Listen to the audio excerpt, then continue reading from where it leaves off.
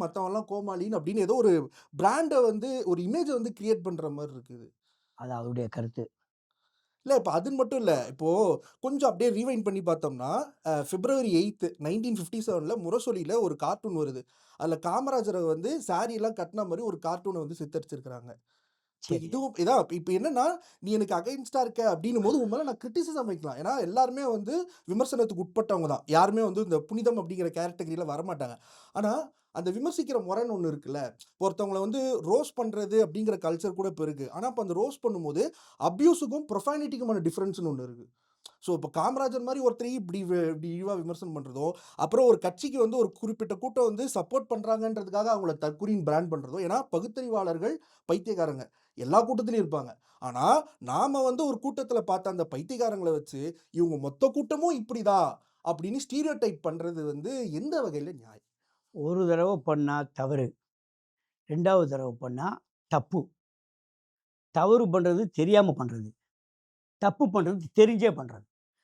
நான் என்ன சொல்றேன், நீ ஒரு தலைவன் ஆகணும்னு ஆசைப்படுற, முதலமைச்சர் வந்த உடனே முதலமைச்சர் ஆகணும்னு ஆசைப்படுற.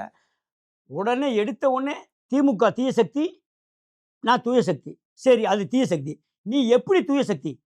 அதுக்கு அந்த மனுஷன அட்டாக் பண்ணியிருந்தா பரவால்ல. ஜனங்கள ஏன் போட்டு நீ தூய சக்தின்னு சொல்றியே, தூய சக்தி சொல்றதுக்கு உனக்கு ஏதாவது ஒரு ஒரு அதாவது நான் ஒரு குடும்பத்தில ஒரு தனிப்பட்ட குடும்பத்த பேச விரும்பல.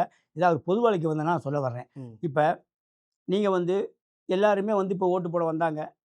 நானும் போய் என் மனைவியோட தான் ஓட்டு போட்டு வந்தேன். அவரு அஜித் வந்தாரு, அவரு வந்தாரு, இவரு வந்தாரு, ஸ்டாலின் வந்தாரு. எல்லாமே அவங்க பிள்ளை வீட்ல இருந்து ஓட்டு போட வந்தாங்க. உங்களுக்கும் ஒரு குடும்பம் இருக்கு. ஒரு அருமையான தந்தை இருக்காங்க, தாய் இருக்காங்க, மனைவி இருக்காங்க, குழந்தைங்க இருக்காங்க. அ இவங்களுடைய எல்லாத்து கூடயுமே வந்து உங்களுக்கு வந்து மனஸ்தாபங்கள், சங்கடங்கள் அதெல்லாம் தவிர்த்துட்டு இப்ப நீங்க வந்து இங்க வந்து இங்க இருக்க இந்த சின்ன பிள்ளைகள்ட்ட நீங்க பேசுறீங்க. எப்படி இந்த சின்ன பிள்ளைகளையும் உங்கள மாரி இருக்க சொல்றீங்களா? அதாவது தந்தை தான் மகனுக்கு ரோல் மாடல். ஒரு தந்தை என்ன செய்றான்? குடிச்சான்னா மகன் குடிப்பான். ஒரு தந்தை ஒழுக்கமா இருந்தான்னா, ஐயோ! அப்பா கொண்டு வரேன் ஒழுக்கமா இருப்பான். ஒரு தந்தை எவ்வழியோ அந்த வழி. ஒண்ணு வேணாம். சிவகுமார் சார எடுத்துக்கங்க. நம்ம நடிகர் சிவகுமார் சார். பக்கா ஜென்டில்மேன். இன்னைக்கு வரைக்கும்